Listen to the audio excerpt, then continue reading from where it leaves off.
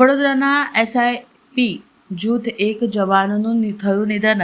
SRP લોકરક્ષક તરીકે દીપક દિનેશ બારિયાનું થયું નિધન। દિલના દોરા પડવાથી નિધન થયું હોવાની આશંકા। સવારની ટ્રેનિંગ કર્યા બાદ દિલમાં દુખાવો થવાની કરી હતી વાત। અમારી જૂથ ખાતે ગઈ 15/3થી જે તાલીમ શરૂ કરવામાં આવી છે તાજેતરમાં ભરતીમાં, એમાં એસઆરપી લોકરક્ષક તરીકે દીપક દિનેશ બારિયા, ઉંમર અંદાજિત 27 વર્ષ, જેઓની નિમણૂક એસઆરપી ગ્રુપ 1 ફર્સ્ટ ગ્રુપ ખાતે થયેલી હતી અને છેલ્લા 4 વીકથી અમારા જૂથ ખાતે તાલીમમાં હતા।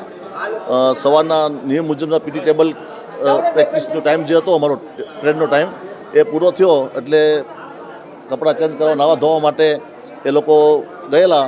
ફ્રેશ થઈ કપડાં પહેરી અને તૈયારી થતા હતા।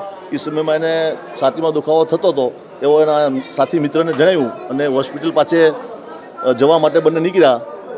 અમારી યુનિટની ડિસ્પેન્સરી ખાતે કેસ પેપર કઢાવી અને સારવાર લેવા જતા હતા એની પહેલાં જ ડૉક્ટરશ્રીની ચેમ્બરની બહાર જ તેઓ ઢળી પડ્યા। એટલે ડૉક્ટરને સમગ્ર સ્ટાફ છે તાત્કાલિક પ્રાથમિક સારવાર આપી, જે કાંઈ જરૂરિયાત ડૉક્ટરને જણાવી એ પ્રમાણે ઇન્જેક્શનો અને બોટલ આપ્યા અને રિફરની જરૂર પડી એટલે અમારી યુનિટની જે હોસ્પિટલની જે સારવાર માટે જે અમને સ્પેશિયલ એમ્બ્યુલન્સ ફાળવી છે એ દ્વારા તાત્કાલિક અમે એને સિવિલ હોસ્પિટલ ખાતે અહીંયા ઇમરજન્સી વોર્ડની અંદર દાખલ કરવામાં આવેલા હતા અને સારવાર આપતા ડૉક્ટરશ્રીના જણાવ્યા મુજબ એમને ડેથ જાહેર કરવામાં આવ્યા છે। એની ભરતીનું જે યુનિટ છે એનું માતૃ જૂથ છે એસઆરપી જૂથ 1 છે।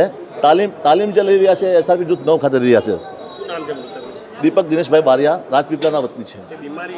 ના, કોઈ નિકાલી નહીં, પણ હમણાં એને શરૂઆતમાં 9 વાગ્યા પછી જે પરેડ પૂરી થઈ અને એના મિત્રને જણાવ્યું ફ્રેશ થઈને લોકો બહાર નાસ્તો પાણી કરીને બહાર આવતા હતા જ્યારે કે છાતીમાં દુખે છે ને એ અનુસંધાને ડૉક્ટર પાસે અમારા યુનિટના ડિસ્પેન્સરીમાં સારવાર માટે ગયેલા હતા। ટ્રેનિંગમાં ના બિલકુલ નહીં। તાલીમ પછી જે રેસ્ટનો સમય હોય છે, એ લોકોનો ફ્રેશ થવાનો સમય હોય છે 9:30 થી 10:30 સુધીમાં, એ સમય દરમિયાન રાજપીપળા। Thank you. મારું ધીરજ ડીબી બાંભણિયા, હું ઇન્ચાર્જ સેનાપતિ છું એસઆરપી જૂથ 9।